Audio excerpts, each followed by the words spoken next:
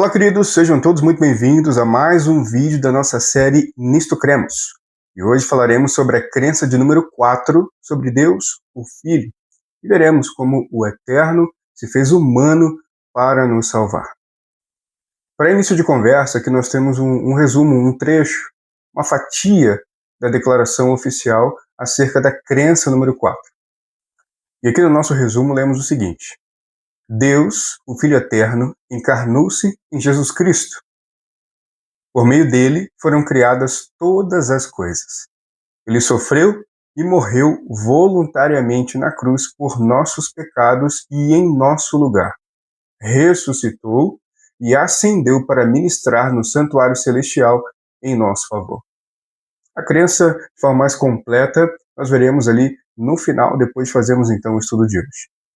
E justamente para o nosso pontapé inicial, precisamos entender que a crença sobre Jesus, ela abrange tudo, desde a eternidade, porque Jesus é Deus, ele é criador do universo, passa pela manjedoura, pela cruz, por ocasião de sua encarnação, e vai até o seu ministério no santuário celestial como nosso sumo sacerdote, o nosso mediador, né? Aquele que faz a ponte, a ligação, a reconexão, reconciliação entre nós e Deus.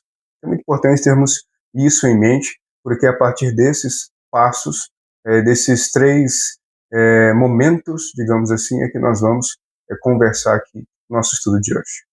Falando agora acerca da eternidade de Cristo, nós temos várias evidências na Bíblia que nos fazem saber e crer que Cristo não foi criado, mas sim é criador. Jesus é criador. Jesus não teve início, como você pode ver no slide. Houve um tempo em que ele não era humano, mas nunca houve um tempo em que ele não fosse Deus. E essa declaração é uma declaração muito importante, porque há muitos que diminuem essa questão da divindade de Cristo ou mesmo anulam a sua divindade, o que não combina com o texto bíblico. Inclusive, aí na tela você pode ver o texto de Miqueias, capítulo 5, verso 2, onde temos ali uma profecia messiânica. E falando acerca do Messias, dando uma informação muito importante, como aparece aí que é o local do nascimento, Belém, vai fazer também uma referência à eternidade do Messias, onde o texto diz assim: E tu, Belém Efrata, de ti me sairá o que há de reinar em Israel, e cujas saídas são desde os tempos antigos, desde os dias da eternidade. Então aqui o texto indica que o Messias que viria, ele é eterno. Então Jesus não tem início, ele não foi criado em momento algum, ele sempre existiu, porque ele é eterno, que é um atributo único e exclusivamente divino, e Jesus possui esse atributo. Além do atributo da eternidade, nós temos outras evidências acerca da divindade de Jesus, a divindade do Messias no texto bíblico. Nós temos, por exemplo, como você pode ver aí, a questão dos nomes. Um deles, Emanuel, que significa Deus conosco. E esse nome é muito emblemático, muito significativo, mostrando ali a imanência divina, ou seja, a proximidade, é Deus conosco. Além disso, temos o título, né, a expressão usada, Filho de Deus. E, inclusive, alguns até quiseram atentar contra Jesus, contra a vida de Jesus, ao ele fazer esse tipo de declaração, dizer que ele era filho de Deus, ou se referia a Deus como um pai. E especialmente no Evangelho de João, nós percebemos isso de forma muito clara, porque fazendo assim ele estava se fazendo igual a Deus, como sendo da mesma natureza dele, se colocando, em outras palavras, em pé de igualdade com o Pai em relação à sua natureza, existência e tudo mais. Além disso, especialmente também no Evangelho de João, nós temos vários momentos em que Jesus usa e atribui a si mesmo a expressão eu sou o pão da vida.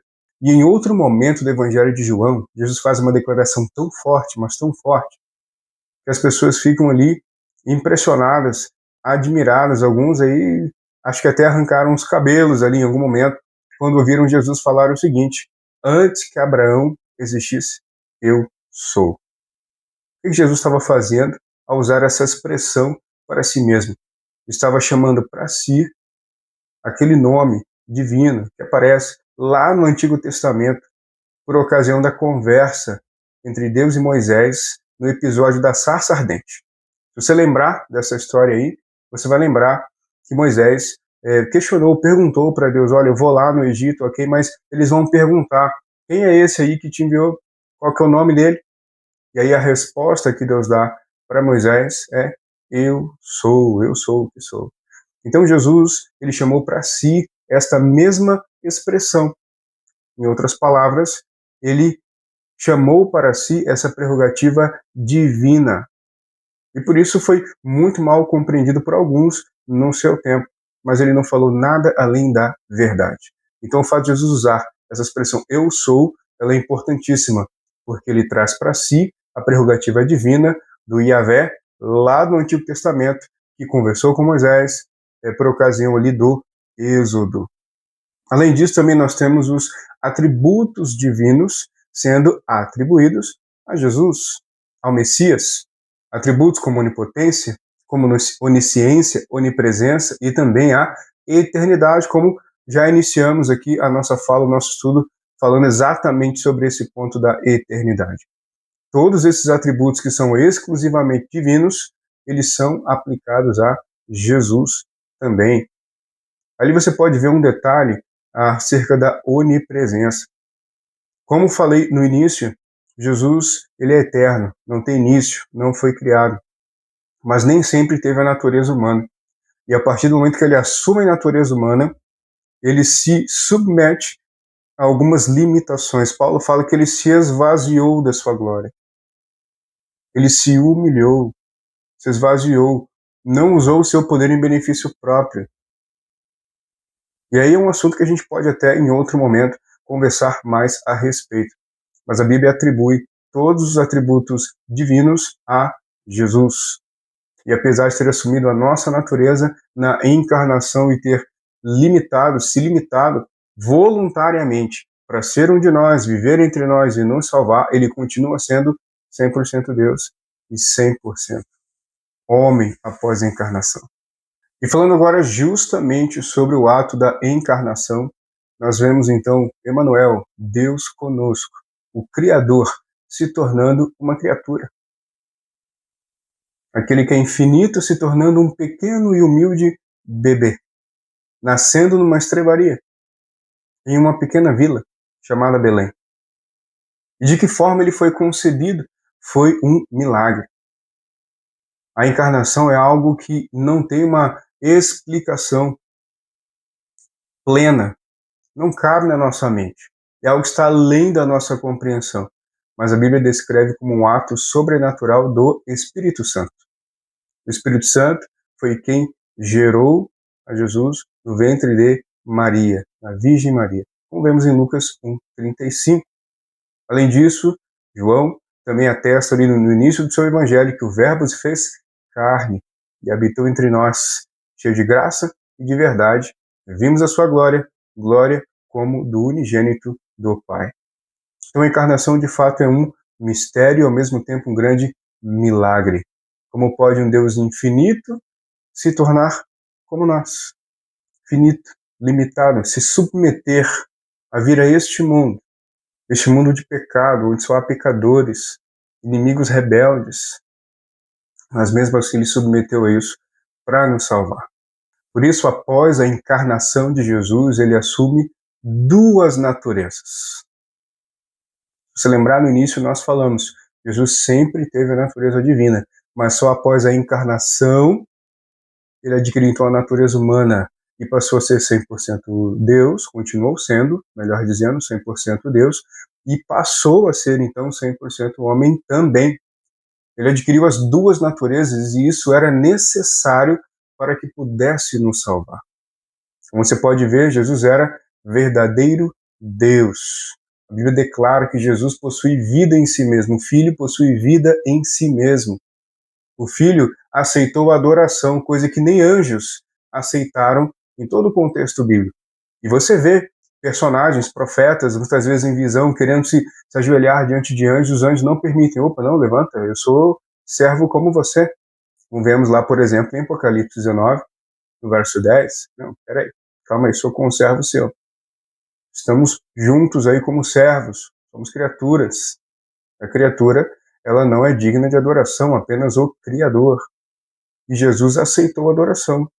Ninguém mais, nenhuma outra criatura aceitou a adoração. A criatura que desejou a adoração foi o anjo rebelde. E nós já conhecemos aí a história. Nós vemos ali, por exemplo, em Colossenses, capítulo 2, verso 9, a declaração de Paulo, falando em alto e bom som. Nele, e aqui ele se refere a Cristo, habita corporalmente toda a plenitude da divindade. Quer algo mais claro do que isso? Toda a plenitude da divindade, ou seja, Jesus é plenamente divino. Não há dúvida quanto a isso. Mas também é verdadeiramente homem.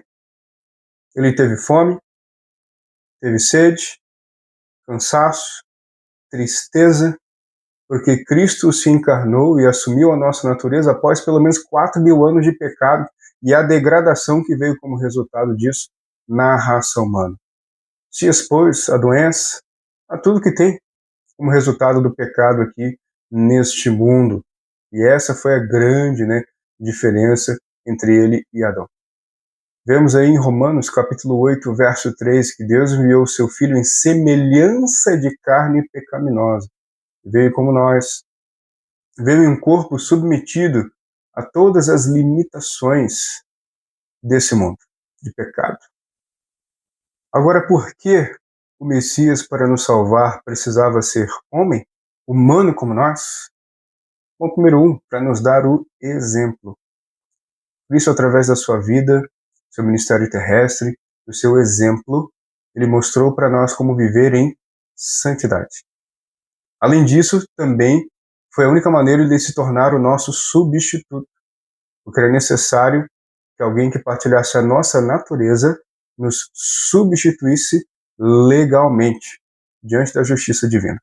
Além disso, ele pôde assim então se tornar, por excelência, o nosso sumo sacerdote, porque ele nasceu entre nós, viveu entre nós, sofreu como nós, sofreu por nós e entende muito bem nossas dores e limitações, porque ele sentiu isso na própria pele, literalmente.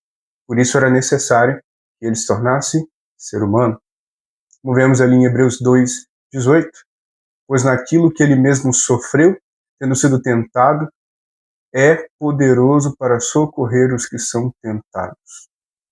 Então não há nada que a gente enfrente, nenhuma tentação ou provação que eu e você enfrentemos, que Jesus não tenha experimentado de alguma forma, até mesmo numa escala maior do que nós. E mesmo assim ele foi fiel, e fiel até o fim, por amor a nós. E outro ponto é porque ele precisava então ser Deus. Não poderia uma outra criatura ser nosso substituto? Não poderia, de repente, um anjo que nunca pecou, nunca se afastou de Deus, permaneceu fiel a Deus, nos substituir? Não poderia. Também, 2 pontos importantes aqui. Primeiro, o valor do sacrifício.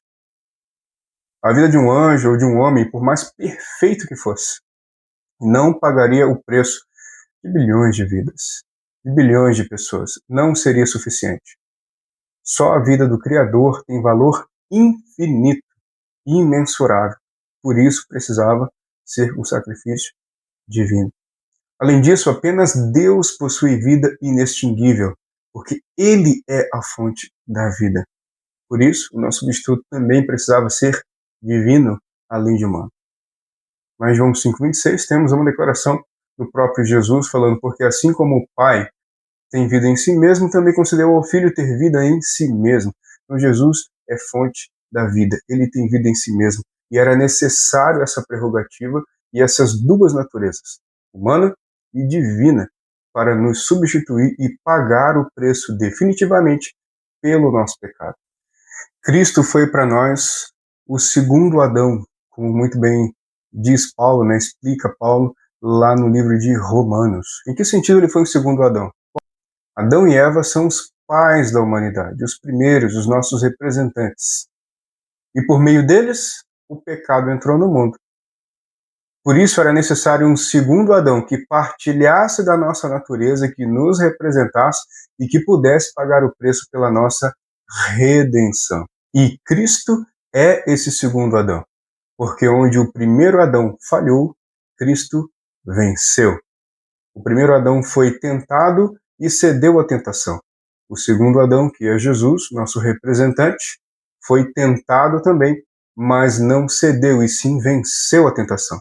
E essa vitória hoje ele oferece a nós. Lemos em Hebreus, no capítulo 4, verso 15, a seguinte declaração: porque não temos um sumo sacerdote que não possa compadecer-se das nossas fraquezas. Antes foi ele tentado em todas as coisas à nossa semelhança, mas sem pecado. Vejam, Cristo foi tentado em todas as coisas à nossa semelhança, mas não caiu, não falhou. Por isso ele pôde ser o nosso sacrifício perfeito, o nosso substituto, porque era necessário que assim fosse para pagar o preço pela nossa redenção. Por meio do seu ministério terrestre, Cristo revelou mais plenamente o caráter do Pai. Na crença anterior sobre o Pai, comentamos exatamente sobre essa questão de Cristo revelar mais plenamente o caráter do Pai. E ele fez isso de que forma? Através das suas palavras, dos seus ensinamentos, dos seus sermões, e também por meio das suas ações, o seu modo de viver, o que ele fazia, as curas, os milagres, a maneira como ele atendia a necessidade das pessoas, como ele se relacionava com elas. E por meio de tudo isso, Cristo estava revelando mais claramente o caráter do próprio Pai. Inclusive, há uma ocasião em que Cristo vai à sinagoga e ele pega um trecho das Escrituras para ler, e lê um trecho do profeta Isaías, e que era um cumprimento, né? Aquele trecho que ele leu era um cumprimento de uma profecia acerca do Messias que se cumpria nele mesmo. E nesse texto diz assim: o Espírito do Senhor está sobre mim, pelo que me ungiu para evangelizar os pobres, enviou-me para proclamar libertação aos cativos, e assim por diante. Então ali Jesus aplica a si mesmo o cumprimento dessa profecia, onde esse texto fala dessa missão, o que o Messias faria, traria libertação aos cativos, evangelizaria os pobres, e assim por diante. Cristo cumpriu tudo isso milimetricamente, como previsto aí na profecia. E através dessas práticas e também palavras, ele revelou o Pai. Agora, o cerne do Evangelho está exatamente na morte substitutiva de Cristo em nosso lugar. Foi justamente o fato dele nos substituir e receber sobre si a condenação que a nós era devida, é que garante a nós o direito de receber a vida que ele merecia por ter sido justo, perfeito em todos os seus caminhos. Temos ali em 2 Coríntios 5:21, a fala de Paulo dizendo o seguinte: aquele que não conheceu pecado, ele o fez pecado por nós, para que nele fôssemos feitos justiça de Deus. Aqui nós vemos Paulo falando sobre essa substituição. Então, ele é feito pecado em nosso lugar, para que nós fôssemos feitos justiça de Deus. Então, pela justiça dele, justiça imputada a nós, nós podemos ser declarados justos diante do tribunal divino, não por mérito nosso, mas por mérito 100% de Jesus, que pagou esse preço, que nos substituiu, sofrendo a condenação que nos era devida. Em Isaías, nós vemos que já era previsto que isso aconteceria com o Messias, onde diz que ele foi traspassado pelas nossas transgressões e moído pelas nossas iniquidades. Então, Cristo morreu por nossos pecados, pela nossa culpa, não por ele, não pelo que ele fez, ele não fez nada de errado, mas ele morreu no nosso lugar, nos substituindo para que possamos então ter esperança de uma vida eterna com ele. Isso funciona mais ou menos assim em linguagem legal, né, de tribunal. É como se nós, sentados no banco dos réus, fôssemos ser julgados e contra nós há uma lista de provas, de evidências para nos declararem como culpados. Mas aí Jesus vem e oferece nos substituir, sentar no banco dos réus no nosso lugar. De forma ilustrativa, é assim que funciona a salvação. E quando aceitamos a Cristo como nosso substituto, é como se, na prática, ele falasse, então, se levante do seu lugar, e nós levantamos do banco dos réus, ele senta no nosso lugar, e quem é julgado perante a lei de Deus é ele. E ele, sim, tem uma vida justa para apresentar diante da lei divina. Por isso, a justiça dele nos é imputada. Substitui a nossa, que não passa de trapo de imundícia, para usar aqui uma linguagem que a própria Bíblia, usa diversas vezes. Então é assim que funciona. Cristo nos substitui diante da justiça de Deus, diante da lei divina, e quanto a Cristo, não há nenhuma outra declaração possível a não ser justo, porque ele sim viveu uma vida justa, sem pecado, sem mácula, e pode nos substituir com garantia de sermos, por causa dele, declarados justos. Mas a morte substitutiva de Cristo na cruz do Calvário não foi o fim da história. Se tivesse terminado ali, não seria suficiente. É justamente a ressurreição corpórea, real, literal de Cristo que garante para nós a esperança de um amanhã e de uma vida eterna. O próprio Paulo fala, se Cristo não ressuscitou, é vã a nossa fé. Inclusive, lá em 1 Coríntios, o apóstolo menciona, mas de fato, Cristo ressuscitou dentre os mortos, sendo ele as primícias dos que dormem. Em 1 Coríntios 15 e 20, você pode, então, ler esse texto. Então, a ressurreição ela é importantíssima para a nossa fé. Se Cristo não houvesse ressuscitado, realmente não passaríamos aí de iludidos, mas a ressurreição é real. E justamente por conta da realidade da ressurreição, nós podemos ter certeza, segurança, de que a morte também não é o fim para nós, mas há uma vida eterna a ser concedida a todo aquele que nele crer. Após então a sua ressurreição, Cristo por fim ascende aos céus e vai ministrar no santuário celestial, como descrito no livro de Hebreus, em nosso favor, como nosso sumo sacerdote, como nosso representante, nosso mediador, nossa ponte entre nós e o Pai. É apenas por meio de Cristo que as nossas orações são ouvidas e atendidas. É apenas por meio de Cristo que nossos pecados são de fato perdoados.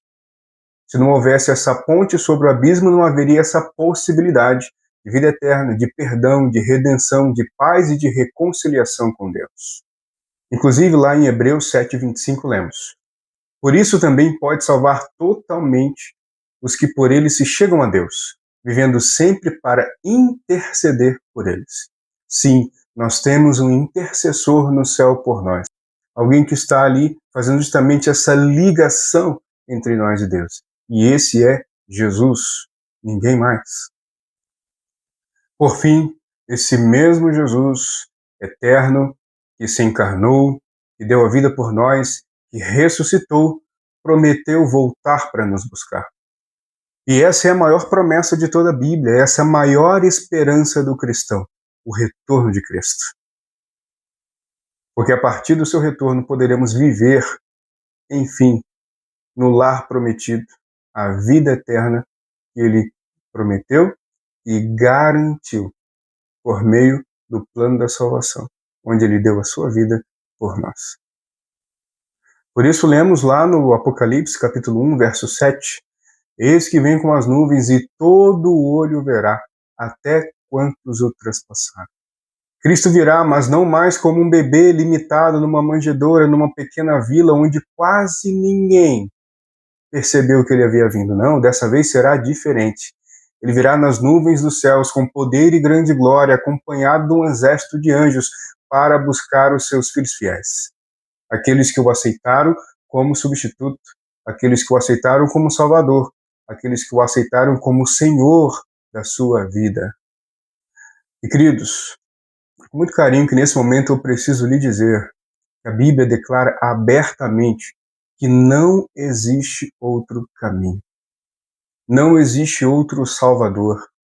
Não existe outra forma, outro meio para que a morte não seja um ponto final na nossa história. Existe apenas um caminho, uma porta, um mediador, um meio, uma forma apenas de realmente sermos salvos e termos uma história sem fim. E esse caminho, esse meio, é Cristo. Não existe outro nome. Como você pode ver ali em Atos 4:12, aparecendo na tela para você, não há salvação em nenhum outro, porque abaixo do céu não existe nenhum outro nome dado entre os homens pelo qual importa que sejamos salvos. É apenas o nome de Jesus Cristo que tem esse poder para salvar. É apenas em nome de Jesus Cristo que podemos vencer a morte. Não existe outro nome. Há muitos que creem em Buda, Krishna ou outros nomes ou divindades que se têm e se proclamam por aí. Mas a Bíblia fala abertamente, não há nenhum outro nome que possa nos salvar, a não ser Jesus Cristo. Ele mesmo declarou em João capítulo 14, verso 6, eu sou o caminho, a verdade e a vida. Ninguém vai ao Pai, a não ser por mim. Ele é o caminho. Então siga esse caminho, ande por ele. Conheça cada vez mais a Jesus, aprenda a amar cada vez mais a Jesus, e certamente a salvação será um resultado, uma consequência na tua vida. Por fim, agora nós temos aqui o resumo da crença, então, número 4. Finalmente, o que creem os adventistas do sétimo dia acerca de Deus, o Filho? Acompanhe comigo, então, a leitura desse parágrafo completo agora. Deus, o Filho eterno, encarnou-se como Jesus Cristo. Por meio dele foram criadas todas as coisas. É revelado o caráter de Deus, efetuada a salvação da humanidade e julgado o mundo. Sendo para sempre verdadeiramente Deus, ele se tornou também verdadeiramente humano. Jesus, o Cristo, foi concebido do Espírito Santo e nasceu da Virgem Maria. Viveu e experimentou a tentação como ser humano, mas exemplificou perfeitamente a justiça e o amor de Deus. Por seus milagres manifestou o poder de Deus e atestou que era o Messias prometido por Deus. Sofreu e morreu voluntariamente na cruz por nossos pecados e em nosso lugar. Foi ressuscitado dentre os mortos e ascendeu ao céu para ministrar no santuário celestial em nosso favor. Virá outra vez, em glória, para o livramento final de seu povo e a restauração de todas as coisas. Então, queridos, temos aqui resumidamente o que cremos acerca de Deus, o Filho, o que a Bíblia revela acerca de Deus, o Filho. É claro que nesse vídeo nós não falamos de tudo, porque é muita coisa, é muito assunto, mas nós podemos ir afunilando em outras conversas, em outro momento, cada vez mais, em alguns detalhes mais específicos. Mas espero que tenha sido bem proveitoso para você esse estudo. E agora, para finalizar, eu quero deixar aqui algo para você pensar junto comigo. Pare e pense nesse momento comigo. Quem é Jesus para você? Uma figura histórica ou seu salvador pessoal? Reflita sobre isso. Jesus realmente tem sido seu salvador pessoal e Senhor da sua vida? Quero te convidar a agir também e que de forma prática você possa convidar Jesus para assumir o trono da sua vida hoje. Aceite seu sacrifício e a sua liderança. Muitos hoje respondem facilmente que aceitam a Cristo. Alguém pergunta, você aceita Jesus como seu Salvador? Muitos dizem, aceito. Mas infelizmente nem todos querem aceitar Jesus também como Senhor. E quando aceitamos Jesus como Senhor, a vontade dele é mais importante que a nossa. O que Deus diz, o que a palavra orienta, é muito mais importante que aquilo que eu acho ou meus gostos pessoais. Aceitar Jesus como Salvador, ou dizer que eu aceito como Salvador, para muitos pode parecer fácil em algum momento. Mas precisamos também aceitá-lo como o Senhor da nossa vida. Porque senão a nossa entrega não é completa. Para que o nosso coração realmente pertença 100% ao Senhor, precisamos não só aceitá-lo como nosso substituto, como nosso Salvador, mas também como o Senhor da nossa vida, aquele que reina no nosso coração. O trono do nosso coração deve pertencer somente a Ele. E assim, os planos dele se cumprirão sobre a nossa vida. Assim como Tomé, em uma expressão se dirigiu a Jesus como Senhor meu e Deus meu, que assim seja também na nossa vida. Possamos olhar para Jesus e declarar como Tomé, Senhor meu e Deus meu. Pare, pense, ore e haja a esse respeito. Aceite Jesus todos os dias da sua vida, como Salvador e também como Senhor, aquele que guia os teus passos, aquele que te acompanha na tua caminhada, até o cumprimento da promessa, do retorno dele nas nuvens dos céus para nos buscar para um lar eterno. Com esse pensamento eu quero te convidar então a fazer uma oração junto comigo. Se você puder, feche os seus olhos aí onde você estiver e me acompanhe nessa oração. Querido Deus e amado Pai, obrigado, Senhor, e louvado seja o teu nome pelo dom de Jesus. Obrigado, Senhor, porque temos esperança por meio de Cristo, de um futuro melhor e eterno ao teu lado, na tua presença. Nós te agradecemos pelo sacrifício tão grande feito por Jesus Cristo na cruz do Calvário em nosso lugar. Jesus não merecia a nossa condenação, mas voluntariamente se entregou para que nós pudéssemos ter esperança de ser redimidos, esperança de ser restaurados, de ter perdão, paz, reconciliação e vida eterna. Que todos os dias, então, nós possamos responder à altura, entregando completamente o nosso coração a Ti, Senhor. Que o nosso coração não seja de mais nada e nem de mais ninguém, mas que pertença somente a Ti. É isso que nós te pedimos, em nome de Jesus. Amém.